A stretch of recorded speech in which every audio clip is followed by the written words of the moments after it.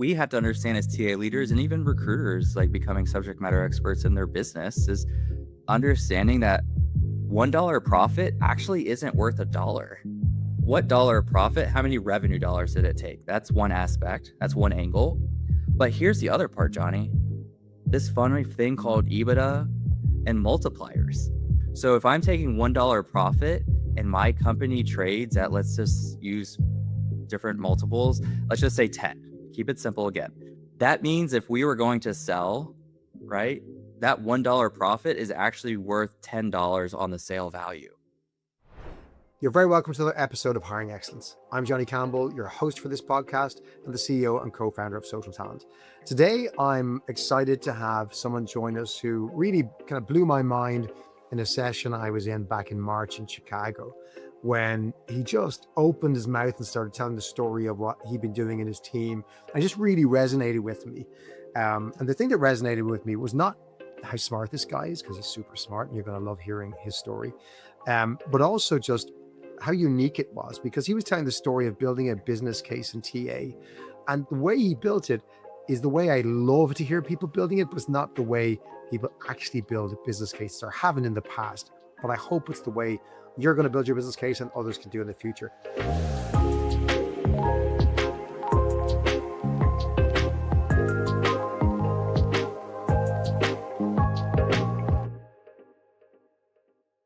So joining me today is David Weinstock. He's the VP of TA at an organization called New Story. David, it's a pleasure to have you here. We talked about this a couple of months ago, finally getting to record the podcast. Maybe you could introduce yourself to our audience, tell us a little about yourself, where you're working, where you're joining us from, and maybe some of the organizations you've worked in. Absolutely. Look, I am so excited to be here. Appreciate the invite. This is a career milestone for me to be on your podcast chatting with you. Thank you for your viewers who are investing time to watch this and hear from a guy like me. So I live in Nashville, Tennessee. So RecFest is here along with country music and the healthcare capital of the country. I work for a company called News Story. We're a management company, and we have now 17 different organizations under us. So we operate in what we would call a multi-brand portfolio house of brands model. And we're a leader in alternative and special education here in the United States. And so we service children all across the spectrum with different, whether it's autism, behavior, high performing, above grade level, below grade level. We are here to serve the students, and we are serving roughly right on now, like over 5,000 students in the United States. And so when you think about impact and you think about your why and when the days are hard, you're reminded of that. Before that, I came from a company that was one of the largest autism clinic companies in the country. By the time I left, we were at 125 clinics across 12 states, doing almost 10,000 hires a year. And that's when I got my first introduction to private equity. And at one point I was reporting to the CEO. And then at one point I was working with the managing partner from the private equity firm in New York. And so it really gave me a beautiful opportunity to learn some finance and understand from like what they're looking for, like how do you run a business, what is EBITDA, really the dollars and cents behind the mission. And prior to that, I worked at Vanderbilt University, and then I actually went to school and had an MBA in business analytics. But before all of that, I started my career in operations management in the hotel business. So it just shows you that oftentimes the folks that end up in TA, we write our own stories, and we're just here. And it's a place that I'm glad that has found me, and excited to chat today and kind of share a little bit more about the mistakes I've made. Hopefully folks can learn from my mistakes. I've made plenty of them, and help empower those leaders, because you have to advocate for your dollars, because there's only so many resources in a company. David, I love your background. It feels true to me. I didn't tell you before. I think I ran a nightclub for 3 years before I got into Ah, recruiting when I was in university. Big fan of hospitality. Worked in retail for about 7 years before that, well, as a kid as well. But yeah, I love folks from food and hospitality. I think you learn a lot in services industries that really translate to recruiting, don't you? it's hard. It is hard work, but you're driven, right, of Yeah. anticipating guest needs, and how do you go above and beyond, and how do you try to make someone's day special? And that's what we're doing in TA. Like the end of the day, we're changing lives. Like when we extend an offer, when you're hiring in the tens of thousands, you start to become numb to the numbers, right? But I have to remind myself, and I have a few folks here on my team that remind me of that, of like, we're literally like changing lives. Like, for example, we're bringing 19 folks over from Kenya, the Philippines, and Romania to help educate our students. Like, we're changing lives like globally. So, yes, to your point, a lot of parallels with hospitality, and you'll see that's kind of my passion is really those wow moments. I love that. You kind of seem to cater for non-mainstream needs from a teaching perspective. As the father of at least two autistic children, I love that. Right, my wife is a teacher. She's an educator as well. She teaches kids on the spectrum as well, and is a special education teacher now in a primary school. So it really resonates with me, and as an educator in social talent, it's great to hear more. But for our audience who are in recruiting, David, explain explain what recruiting in an educational environment looks like. Who are you hiring for? Like everyone's thinking, well, he hires teachers. Yeah. Like talk to me about the challenges, the types of roles you're hiring for, the demands, the cyclical nature or the seasonal nature of it. Walk us through Sure. kind of a day in the life of recruiting for, did you say 17 different education Yeah. establishments? Yeah, so yeah, 17 individual unique school organizations. One of Some of those entities have just one brick and mortar school, like a Mm, traditional school that you go and drop your child off. But some of them have 16 or 17 different unique schools within the brand. So it's not like we're just supporting 17 schools. We're close to 85, 90. And Johnny, what's also interesting is we also service what we call in-district services. And so school districts will also come to us and say, help run a classroom within our school. So we have this continuum of care from like least restrictive to most restrictive based mm, on that learner's needs. And our goal is to get them to where they're just like every other child, right? In that natural learning environment. And we have the ability to serve them from anywhere on that spectrum, right? Because every learner is unique, just like everybody, just like you and I are unique in our own ways. Hiring is extremely difficult. There's a huge seasonality component, first and foremost. So, oftentimes we're having to use predictive analytics to understand turnover because the peak hiring season for educators is February through July, right? So that is where you make your bread and butter, if you will, of hiring because that's when folks are educators are incredible people, right? They care. Most educators are not going to want to make a shift in the middle of the school year because they're leaving their learners in their classroom in their school and they're tied to that classroom. My son's teacher literally cried at graduation. Like educators are unique, God driven, God gifted individuals, truly.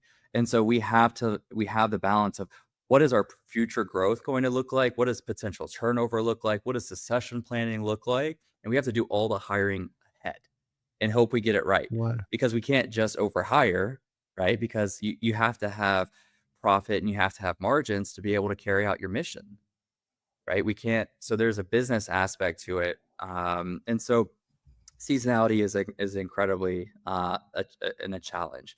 Secondarily, the number of special education teachers is enrolled in university is continuing to decrease year over year. And we're also seeing it at the end of the career as folks are leaving. So not only is our top of license educators leaving, we're also getting less folks coming into the industry, right? And into teaching, into classrooms. So it creates this incredibly competitive labor market. Secondarily, because of the learners that we support, Johnny, we also hire speech language pathologists. We hire board certified behavior analysts. Just a fun fact on the BCBAs, last time I checked, there was a firm that did a study. There's only like 70 to 75,000 BCBAs that have ever been credentialed. Uh, the demand is upward of 300,000 job postings, I think, 275 to 300. So it tells you that they have more opportunities in the industry than the clinicians and the professionals to fill them. So it just creates this incredibly competitive dynamic. Then we have our teacher assistants. So we have this high volume kind of entry level role that's equally as important. So these are our teacher assistants. These are the folks supporting our teachers and our clinicians to make sure that learner is safe, that learner is supported. some of our learners, and this is not unique to our organization, you have a one-to-one. They have a support aide Mm. tied to that child to support them throughout the day based on that unique learner. So it is not just we are not in a position, Johnny, to be like a tech firm that is like, you know what, we can go without this department because the widgets and the iPhones or whatever are still being made. It's if we don't fill these roles, students don't get served, right? So it's a little bit different of having roles go unfilled versus in a product driven market where you can just absorb that headcount as profit because you're saving on compensation.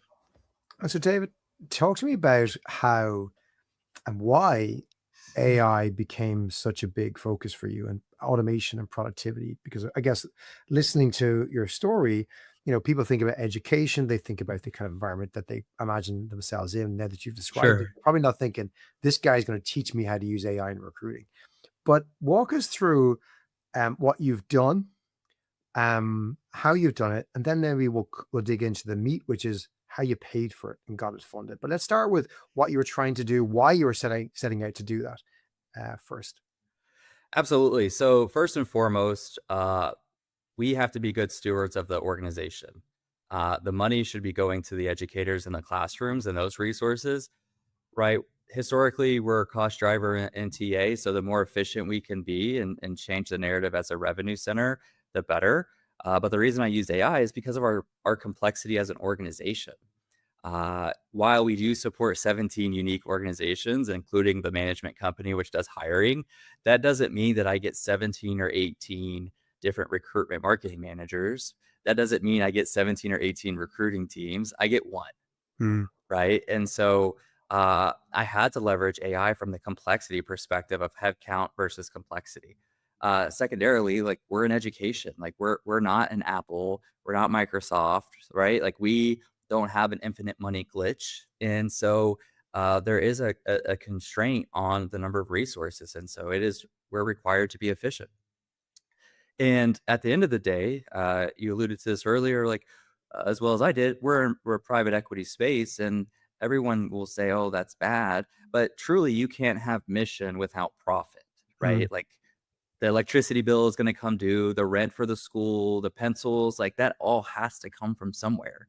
And so we also have a, a mandate, right, to be efficient with the dollars that we have. And so I leveraged AI. We were using an old ATS, you've probably seen this, Johnny, in your time, and many of our viewers of it. We had an HRIS.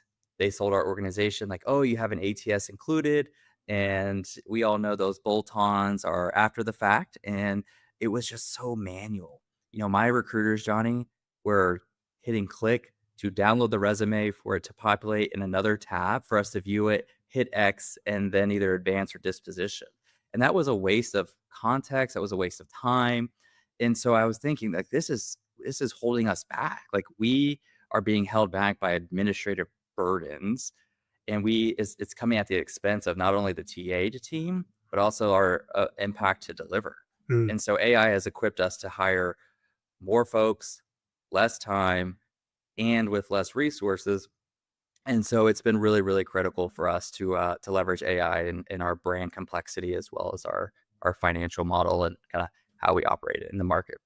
And if you were to put a number on the kind of productivity gain you've made over the last while from some of these initiatives, what would you say that is, David?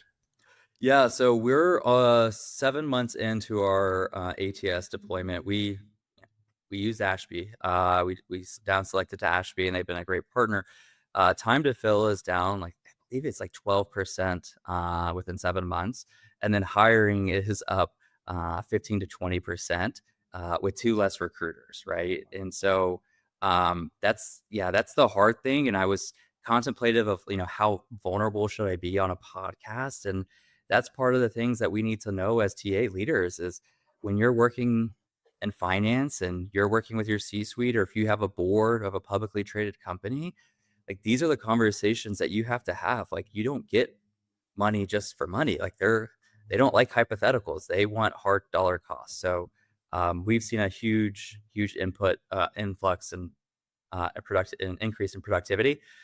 We've also leveraged like a Jovio. So historically, we would post jobs, right? we can't do that with one recruitment marketing manager. So we use, a programmatic vendor to help us distribute and do all the A/B testing. We have Juicebox for AI sourcing agents that are coming up because we have to go out and bring people into the fold. We can't wait for them to apply. And so I look at AI as assistive, like assisted AI. And last time you and I chatted, we talked at this at RLX of like the recruiter of the future is going to be an engineer of some sort, or like, here's my sourcing agents, here's my AI interviewer, here's my resume. Like, you're going to be managing all these things that are working for you. It's not to replace you, it's to actually expand your capabilities, and you really become your own department. And so that's kind of the model that I'm pushing towards. So not one tool, but several different initiatives, net cost wise down, speed up, productivity up. Would that be a fair summation? Yes, absolutely. It kind of seems like an obvious thing to fund. But before you do all this stuff, it's never obvious. And, HR and particularly TA have a history of spending money on stuff that didn't actually deliver the goods. Talk to us about your early attempts to build business cases and what you learned that didn't work. So, look, I had a mentor back in my Vanderbilt University days, Eric Smentana, and he forced us to write business cases. Like, this is probably 8 years ago. So it was like, why do you need it? What are the KPIs? What is actually going to change? And we would have to submit that to him before we even brought anything. So he kind of planted those seeds early on. Then I made my next stop at Hope Ridge and really understood the money and the finance and how a CEO thinks, how a chief financial officer thinks, like how does a board think? So to your point, Johnny, you have to overcome these preconceived notions from Mm, your executive team that TA is asking for another shiny tool, or TA thinks that this one solution is going to solve all of our problems, right? And or hey, we just forward the deck that a partner or a vendor sent us to them, right? We didn't internalize it and translate it to what it is here, right? So I learned specifically at my last role, we are spending a dollar from the bottom line. mm. So we're not spending a dollar from the top line, which is revenue. When you're spending money, it's from the bottom dollar, right? And the bottom dollar is much smaller. Johnny, your co-founder and CEO, like that bottom dollar is a lot harder to spend than because it's a byproduct of all the pass-through fees, right? So when you're spending bottom line money, and we are in TA, when we go ask for something, we are spending profit. So it better be worth your while. And executives don't care about hypotheticals.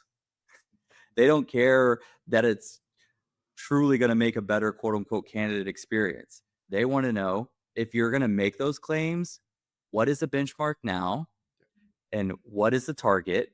And then how are you going to deliver between now and then? And then what is that ROI? Right. So if you go and say, oh, well, our candidates will feel a lot better about the application process, at the end of the day, executives don't care about that. And nor should they. Right. So it was really understanding in my last job, that bottom line dollar was the bottom, and it wasn't it wasn't a top line revenue dollar. Then I came here, and I love our CFO. He has been an incredible guy to help mentor me. I thought I had it in the bag, Johnny. So you and I were in Chicago, and I talked about this, right? I was like, I thought I was so smart, right?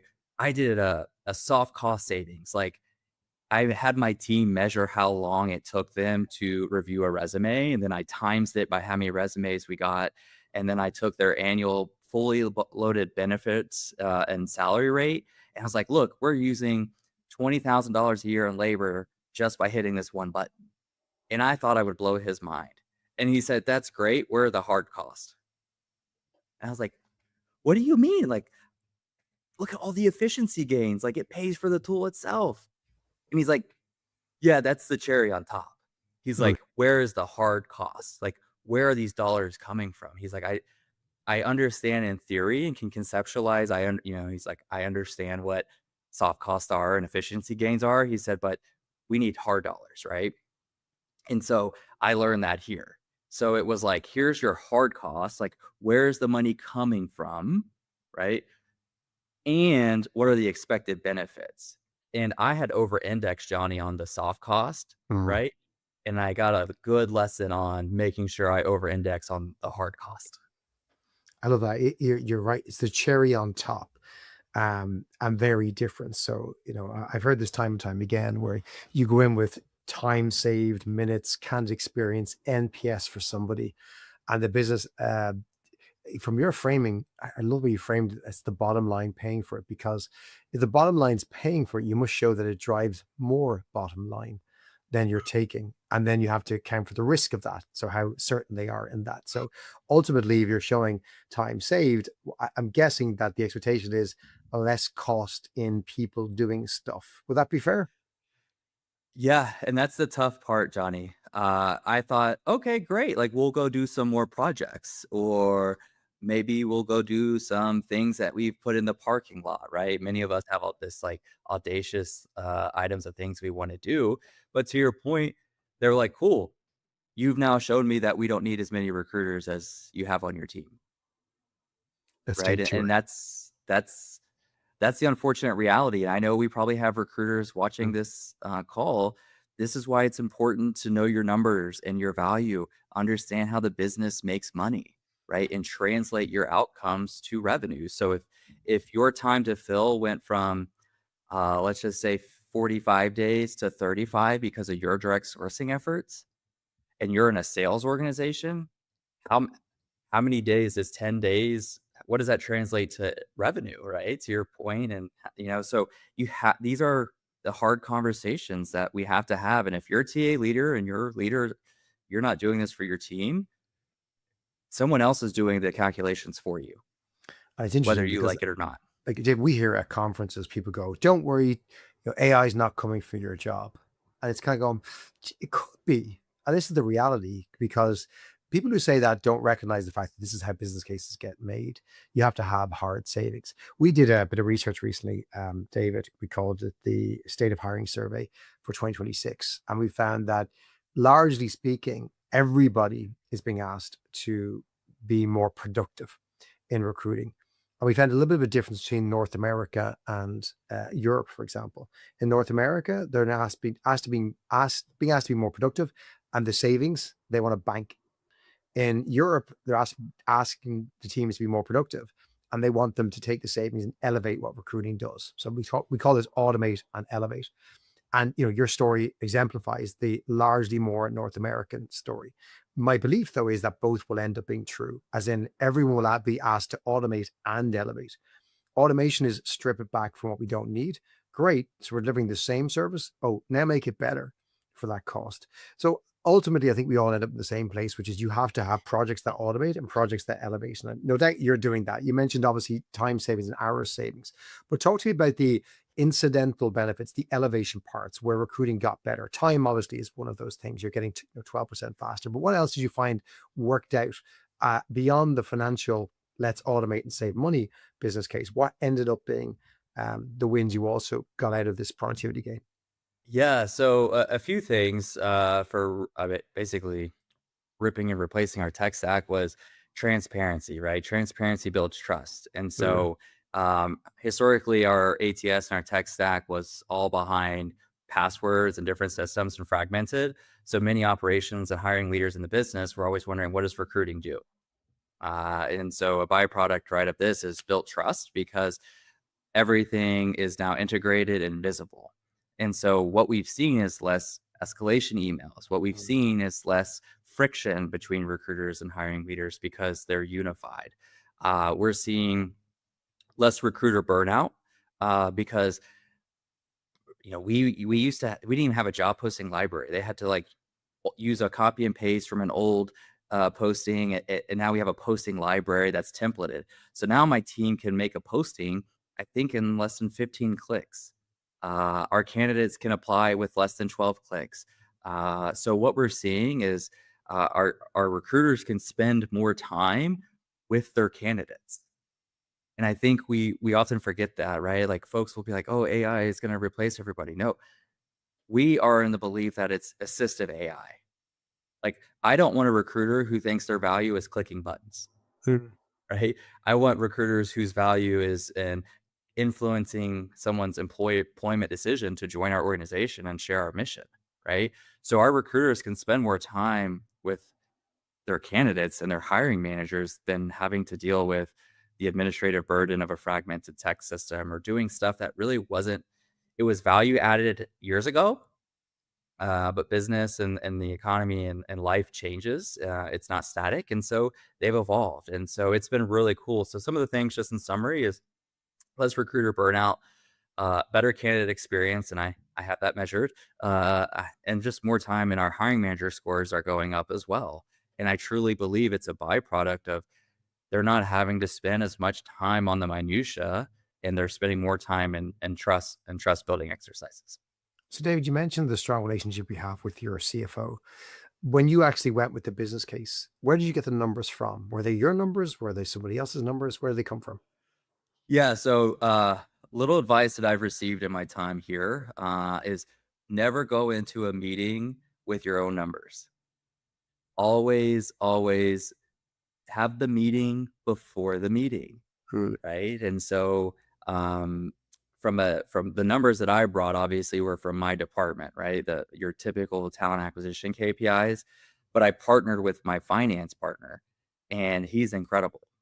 He reports to our CFO, and he's been a great advocate. And so, I'll partner with him and say, "Hey, does this number look right? Like this is." So, for example, Johnny, uh, oftentimes some TA leaders will say, "Well, my recruiter's salary is XYZ." And that's a good step one. Hmm. Let's take it up a further notch. It's we're paying benefits, we're paying for PTO. That stuff's not free for employers. So let's do salary times 1 point whatever your benefit percentage is, your benefit load. I didn't know that number. But I knew enough to ask for that number, It's true cost to the business of employing that person. Or right? maybe incidental stuff like onboarding costs, equipment, Yeah. subscriptions. There's a bunch of other things that might come in there. And it helps you as a TA leader because your finance folks will come to you and they'll start looking at you differently. Mm. So, in summary, so far in our time together, Johnny, right?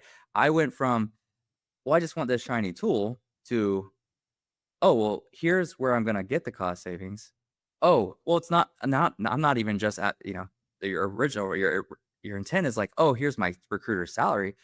Now you're thinking, hold on. Now you're taking it a step even further. Now you're like salary plus the fully benefit load, Mm. right? That's Mm. going to get you another 25 to 35% to help your business case. Huge. It's huge. It is. So let's just use, I'm a simple guy, simple math. Like if I'm saying, hey, this recruiter is like $100 a year, that's obviously hyperbole. 35% or a 30% benefit load makes it 130 now. Mm. So it makes my tool look cheaper. Yep. So 100%.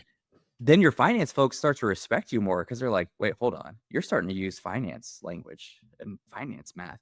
And a benefit, Johnny, that's quantitative. The finance folks will be happy that you're reaching out to partner with them because now they're aware there's a relationship and you're working in tandem versus like because the finance folks, their job is to maximize the dollars. So if you don't have a relationship built with them, they're going to be like, this person just wants to just continue to just spend money. Spend, And so spend. Mm. there's competing KPIs, right? So if you can get rid of those competing KPIs and start to partner with your finance person, it makes it a lot easier, your finance department. So, David, as an educator, I'm going to put you in a position of an educator. What's your playbook now for other TA leaders in terms of going to get the business case for automation, new tools, new software, new ATS, an AI sourcing tool, more hires, whatever it might look like? Do you have any kind of golden rules or a guideline, or here's the checkpoints that you think apply to any of us looking to get budget for these things? Yes, it's a really good question. The first thing is you have to are you trying to pay for this tool? Hey, and if this isn't even just for tools, this is also could be for headcount. Maybe you want to hire a talent operations person to help with all your tech. Maybe you want to hire a sourcer or a new manager or a leader, right? This isn't just about tech, right?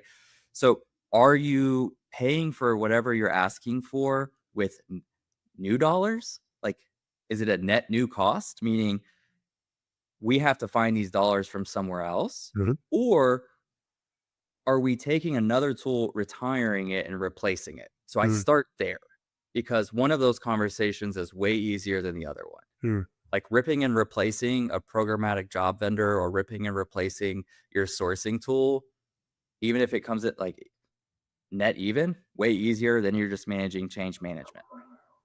100%. Net new dollars, incredibly more difficult and rigor. Now you're in the arena of the entire enterprise. And that's another learning I had here. I had to realize that when I ask for money, new money, that's taking money from another department, Mm. right? There's only so many fun tickets to go around, right? And I had a CHRO tell me that, and she was fun. She called them fun tickets, dollars, right?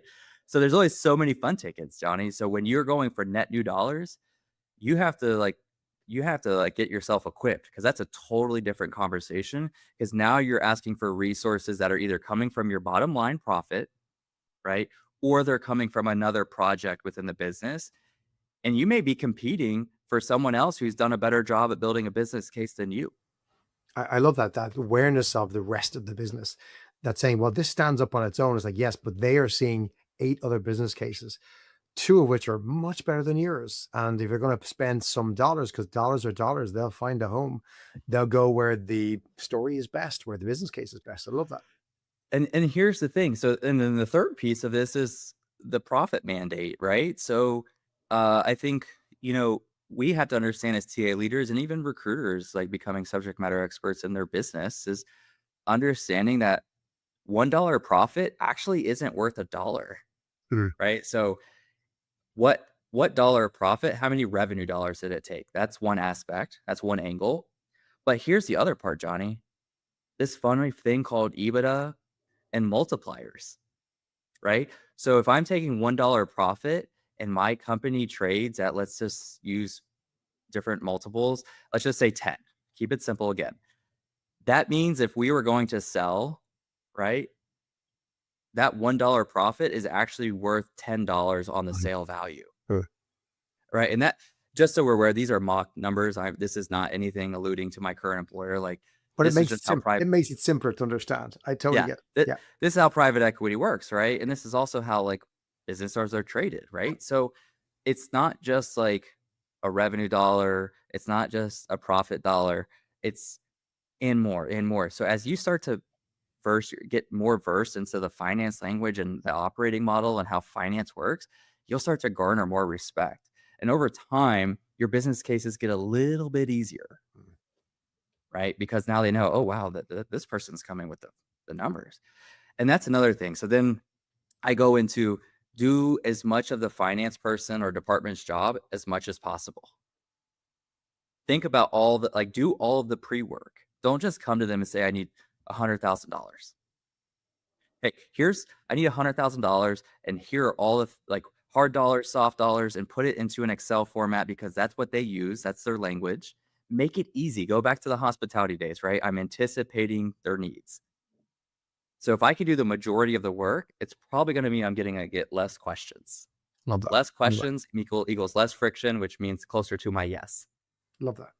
And did you use AI to coach you on any of this? As in, to give you feedback on how built the business case, does it hold up? What do you think? Yeah, so there's a book that I read a couple years ago, and it was a book about introducing AI to non-AI folks. And one of the things it said was like create a board for yourself. Mm, So one of those custom GPTs that the author talked about was creating a challenger GPT, right? Because natively, Johnny, LLMs give you confirmation bias. They're known to tell you and make you feel good. yeah, So you 100%. really need to direct it to your point to say like, call it out, call me out. Uh, you can use it. And if back in my career, starting out in my career, I would, hey, I'm going to send this to finance. What are their objections? I learned it through the hard knocks, like the school of hard knocks and getting my teeth kicked in and having tough conversations and licking my wounds, which I'm better for. But in today's world, y'all don't have to do, we don't have to do Yeah. that. No, Hey, no. help me build a business case for a company with a profit margin of X percent. That would be a prompt. Hey, help me build this business case knowing that they're not investing in TA for the next year, right? Like you can have that hard conversation before the actual conversation. I love this. The LLM is not gonna it'll hold you accountable, but it's not gonna judge you. And it's and if you can get used to that rejection and you can get used to the back and forth, that makes the live conversation just way easier to your point. I love this, David, because it's not just a skill for TA. It's an executive skill to go, align to the strategy, understand what the business is thinking about, understand your competitors for dollars invested, and basically speak the language of the business, as you say, speaking Excel more than speaking PowerPoint, to make sure that you're communicating this. David, I wish everyone would build a business case like this. They don't. But I think you're hoping that you can spread the word and kind of take the lessons you've learned through your career and through your existing role to go, this is doable. Again, a good business case stands up. Have you had a business case get rejected, or have you rejected your own business case when you've gone back into the logic yet, David, and said, you know what, this wouldn't pass and I wouldn't pass it, so I got to scrap it and move on? Yeah, I have definitely had business cases rejected. I love the provocative question. So, one, it took, and here's a glimmer of hope for everybody. Uh, it took 18 months to get our applicant tracking system approved, Wow. right? And that was hard, right? Because you have to execute, and deep down, like this is the drivetrain of the recruiting function. We know that it would be great, right? But I had to get in line. Like, TA is not the only department that makes a company run. And so, yes, I was told no. And I was also, told not yet. And it was frustrating. That's human behavior because we're just we have such high conviction. So yeah, I kept pushing. And that's another thing with business cases, Johnny. You don't have to go it alone. So what I, tried to do is I tried to partner with other influential leaders in the company. So there was an example here. There was one of our higher up leaders here. They always wanted robust reporting and data. And so I partnered with that individual and said, "Hey, here's what I currently have access Mm, to." mm, And then I showed them, here's what we could have mm. access to. Right. Glimpse So of the future. then it's not that I'm saying I can't give you this. I'm truly being factual. Like, this is the outputs, and this is what we could have. And then I knew that person reported to the executive team, executive leadership, and so now, and their one-on-ones, now the executive team's hearing from that person. So now it's not just me. So that would be advice that I haven't covered today that I think I learned quite a bit here, because this organization operates different than the last. So this organization uh, is very collaborative, as education is, right? And that's awesome. And so I had to use other angles. So that's another thing is you got to have relationships built, and you got to have people advocate on your behalf. I love that because And it's stakeholder management. It's understanding what everyone's individual motive is, not just the organizational motive, and driving those. David, I'm keen to hear where you go next with this because it is a skill that I think a lot of others would love to build. If folks are interested in reaching out to you to go, hey David, love your feedback, love to ask you specific details. How did you do X, Y? Would you mind having a look at my business case? Are you okay with folks reaching out to you? And if so, what's the best way to reach out to you? yeah, absolutely. Look, I don't claim to have every right idea. But I hope I don't have every wrong idea. And I always tell it to my teams, and I say that with pretty much every speaking engagement that I'm still figuring this out as well. But I'm happy to be a sounding board. I'm happy to give you different perspectives. Reach out on LinkedIn. It's David Weinstock. That's Weinstock, not wine like maybe what we're used to in California. So yeah, reach out to me. I'm happy to connect. Or if you have suggestions or stories that I should work on, like, I don't have everything figured out. And look, I've made plenty of mistakes and I still have stuff to work on myself. So, my goal is to just try to help folks, and hopefully those mistakes that I've made can be learning opportunities for someone else. Cause then I can say it was worth it. David, it's been a pleasure hearing your business case story today. I think it's a great lesson to learn. We're going to put together a playbook based on David's advice for folks to download in the show notes and in the description below. So please do click on that, download it, and we'd love to get your feedback on what else is in there. David, pleasure to chat to you again. I'm going to see you in Nashville at RecFest US in September, I hope. So looking forward Yes. to sharing a beer over some good local music there. In the meantime, thanks a million for joining us. It's been an absolute pleasure. And again, a big thank you to you, the listener, for joining us this week and hearing David's story of how to build better business cases for TA. We'll be back next week again with a great guest. Until then, take care.